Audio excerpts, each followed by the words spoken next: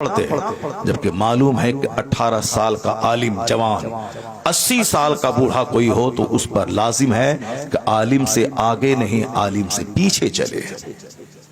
ہم سے کہتے ہیں کہ دلیل کہاں ہے؟ دلیل بہار شریف میں صدر الشریعہ نے لکھا ہے، جو فقہ اسلامی کے انسائکلوپیڈیا، اس میں یہ بات درج ہے۔ اس میں کہا گیا ہے کہ عالم چاہے غیر عالم چاہے جتنی عمر کے کیوں نہ ہو، 80 سال کا ضعیف کیوں نہ ہو، اس پر لازم ہے کہ 15 سالہ جوان عالم کے پیچھے چلے۔ یہ عمر کا احترام نہیں بلکہ علم دین کا احترام ہے، یہ علم دین کا احترام، ان کے سینے میں قرآن اور حدیث کا علم ہے۔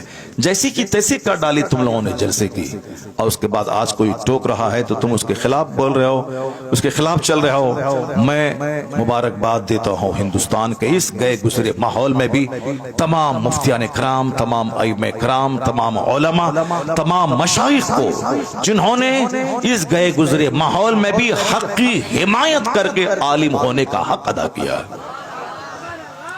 اب میں نہیں سمجھتا تھا کہ آج اس طرح کے حق کی حمایت کرنے والے گاؤں دیہات سے لے کے بڑے بڑے شہر تک، ہمیں افریقہ سے فون آ رہے ہیں، مکہ شریف سے فون آ رہا ہے، دبئی سے فون آ رہے ہیں کہ حضرت آپ کو مبارکباد دی، آپ نے جرأت تو کی، آپ نے ہمت تو کی، آپ نے بولا تو صحیح۔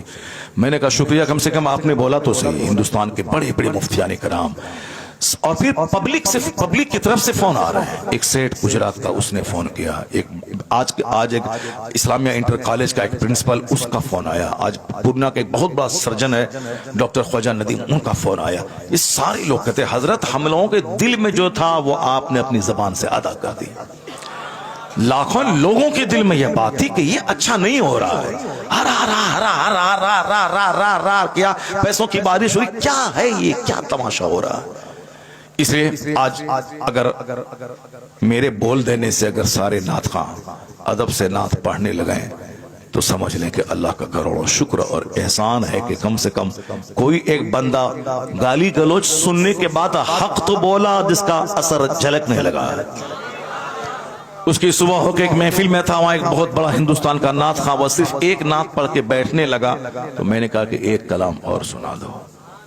کل رات دہلی میں تھا، وہاں بھی وہ ایسا نعت خواں تھا جو نعت خواں بہت مشہور ہے جھوانے میں، وہ بھی ادب کے ساتھ بیٹھ کے نعت پڑھ رہا تھا۔